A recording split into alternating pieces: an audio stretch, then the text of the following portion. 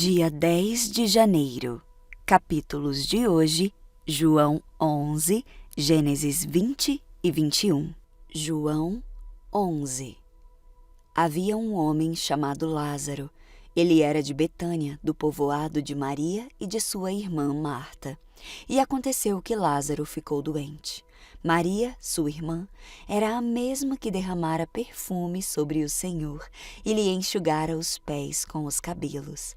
Então as irmãs de Lázaro mandaram dizer a Jesus: Senhor, aquele a quem amas está doente. Ao ouvir isso, Jesus disse: Essa doença não acabará em morte. É para a glória de Deus, para que o Filho de Deus seja glorificado por meio dela. Jesus amava Marta, a irmã dela, e Lázaro. No entanto, quando ouviu falar que Lázaro estava doente, ficou mais 2 dias onde estava. Depois disse aos seus discípulos: Vamos voltar para a Judéia. Eles disseram: Mestre, há pouco tempo os judeus tentaram apedrejar-te, e assim mesmo vais voltar para lá? Jesus respondeu: O dia não tem 12 horas? Quem anda de dia não tropeça, pois vê a luz deste mundo. Quando anda de noite, tropeça, pois nele não há luz. Depois de dizer isso, prosseguiu dizendo-lhes: Nosso amigo Lázaro adormeceu, mas eu vou até lá para acordá-lo. Seus discípulos responderam: Senhor, se ele dorme, vai melhorar.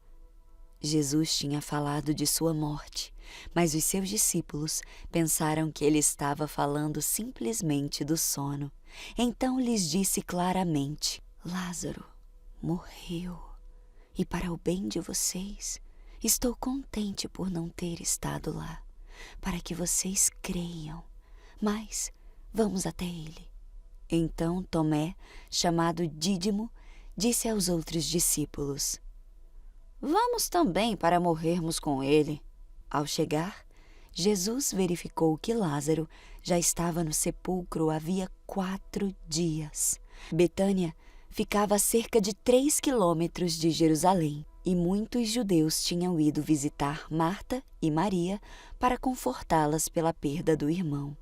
Quando Marta ouviu que Jesus estava chegando, foi encontrá-lo, mas Maria ficou em casa. Disse Marta a Jesus: Senhor, se estivesses aqui, meu irmão não teria morrido. Mas eu sei que, mesmo agora, Deus te dará tudo o que pedires. Disse-lhe Jesus: O seu irmão vai ressuscitar. Marta respondeu: Eu sei que ele vai ressuscitar na ressurreição, no último dia. Disse-lhe Jesus: Eu sou a ressurreição e a vida. Aquele que crê em mim, ainda que morra, viverá. E quem vive e crê em mim, não morrerá eternamente. Você crê nisso? Ela lhe respondeu: Sim, Senhor. Eu tenho crido que tu és o Cristo, o Filho de Deus que devia vir ao mundo. E depois de dizer isso, foi para casa, e chamando Maria, disse-lhe: O Mestre está aqui e está chamando você. Ao ouvir isso, Maria levantou-se depressa e foi ao encontro dele. Jesus ainda não tinha entrado no povoado, mas estava no lugar onde Marta o encontrara. Quando notaram que ela se levantou depressa e saiu, os judeus que a estavam confortando em casa seguiram-na, supondo que ela ia ao sepulcro para chorar ali. Chegando ao lugar onde Jesus estava e vendo-o, Maria prostrou-se aos seus pés e disse: Senhor, se estivesses aqui, o meu irmão não teria morrido. Ao ver Maria chorando e os judeus que a acompanhavam, Jesus agitou-se no espírito e perturbou-se. Onde o colocaram? Perguntou ele. Vem e vê, Senhor. Responderam eles. Jesus chorou.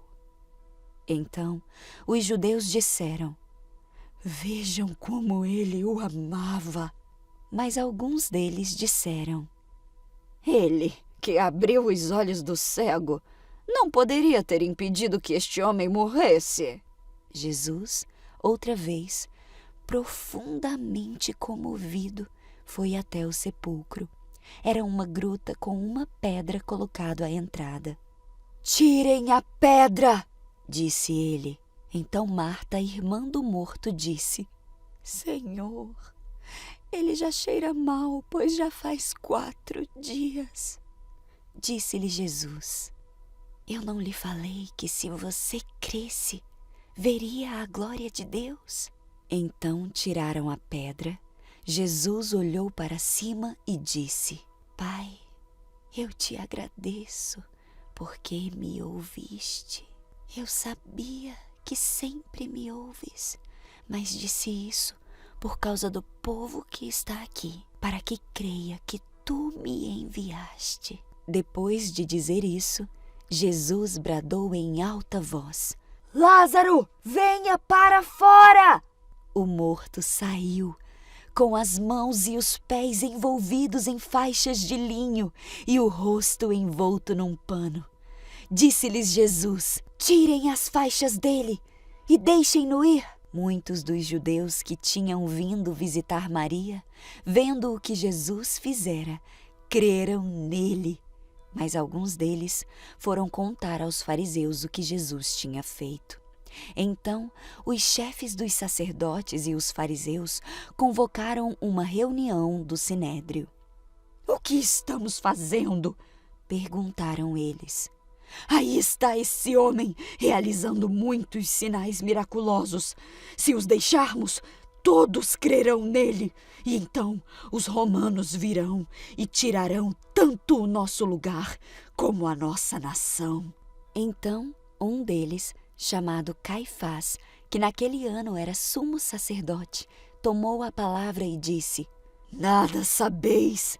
Não percebeis que é melhor que morra um homem pelo povo e que não pereça toda a nação? Ele não disse isso de si mesmo, mas sendo o sumo sacerdote naquele ano, profetizou que Jesus morreria pela nação judaica, e não somente por aquela nação, mas também pelos filhos de Deus que estão espalhados, para reuni-los num povo. E daquele dia em diante, resolveram tirar-lhe a vida. Por essa razão, Jesus não andava mais publicamente entre os judeus. Ao invés disso, retirou-se para uma região próxima do deserto, para um povoado chamado Efraim, onde ficou com os seus discípulos.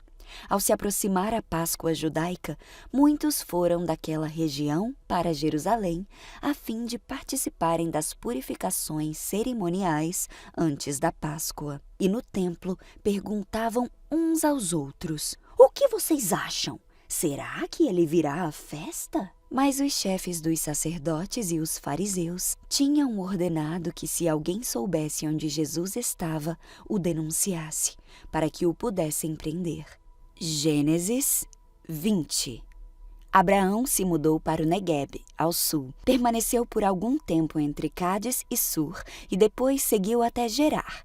Enquanto morava ali como estrangeiro, Abraão apresentava Sara, sua mulher, dizendo: Ela é minha irmã. Por isso, o rei Abimeleque de Gerar mandou buscar Sara para seu palácio. Naquela noite, Deus apareceu a Abimeleque num sonho e lhe disse: Você vai morrer. A mulher que tomou já é casada. Abimeleque, porém, ainda não havia dormido com ela. Assim disse: Senhor, castigarás uma nação inocente? Não foi Abraão que me disse: Ela é minha irmã? E ela própria afirmou: Sim, ele é meu irmão. Agi com total inocência. Minhas mãos estão limpas. No sonho, Deus respondeu: Sim, eu sei que você é inocente. Por isso, o impedi de pecar e não deixei que a tocasse.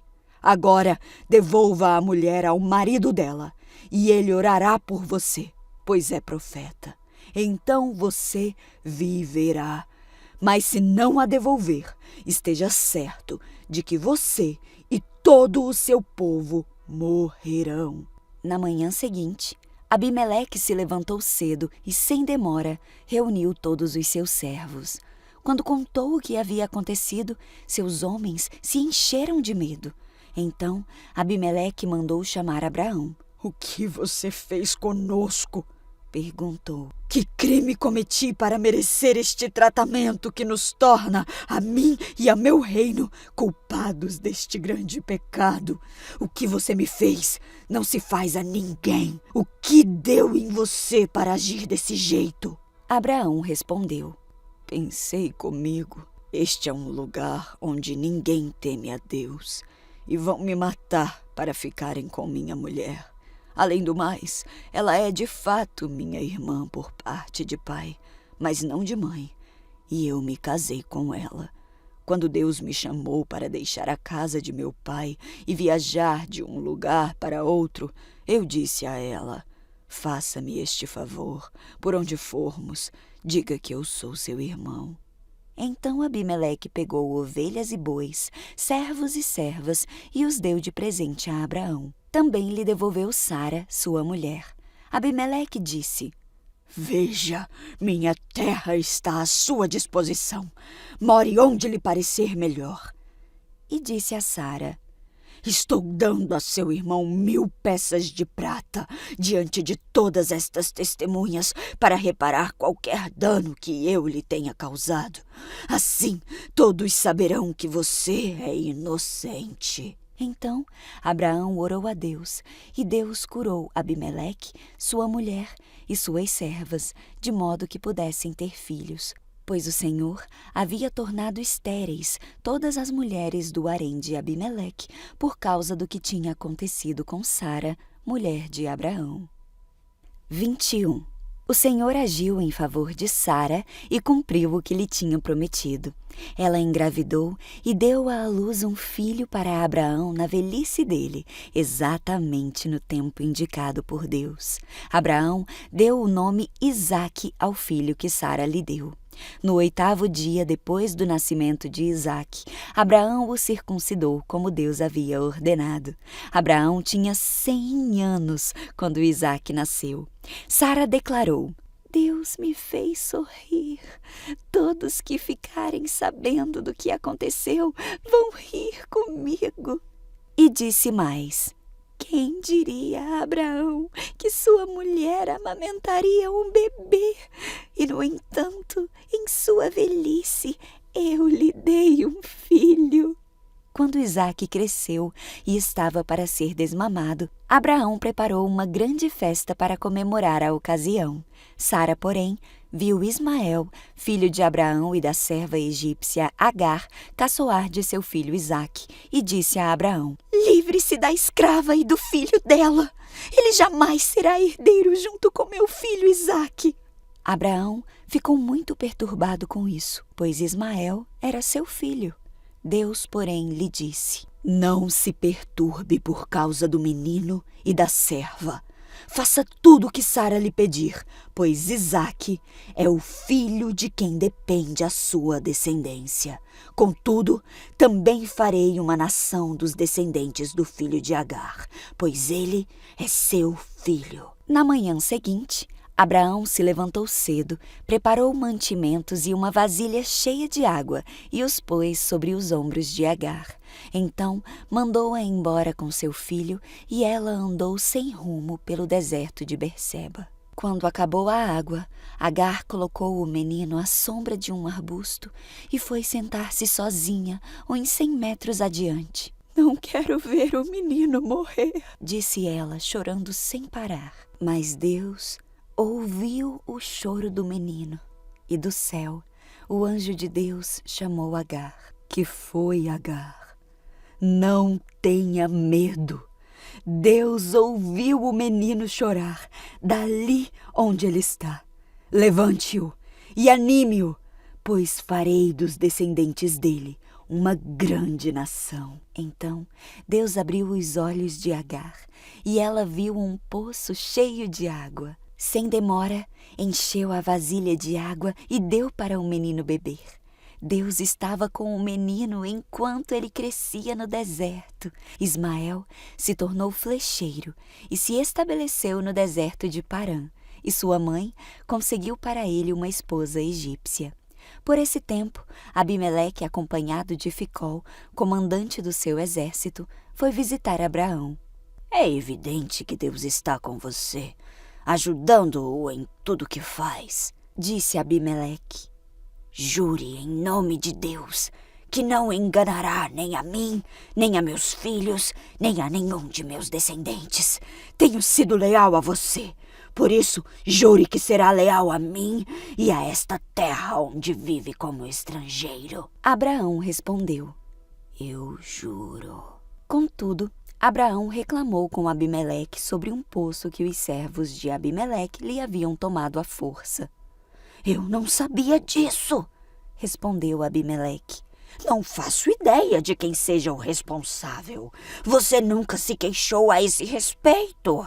Então, Abraão deu ovelhas e bois a Abimeleque e os dois fizeram um acordo. Quando Abraão também separou do rebanho mais 7 cordeirinhas, Abimeleque lhe perguntou: Por que você separou estas 7 das demais? Abraão respondeu: Por favor, aceite estas 7 cordeirinhas como testemunho de que eu cavei este poço.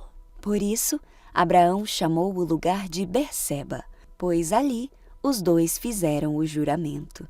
Depois de firmarem a aliança em Berseba, Abimeleque e Ficol, comandante do seu exército, voltaram para as terras dos filisteus. Abraão plantou uma tamargueira em Berseba e ali invocou o nome do Senhor, o Deus eterno. E Abraão morou na terra dos filisteus como estrangeiro por longo tempo.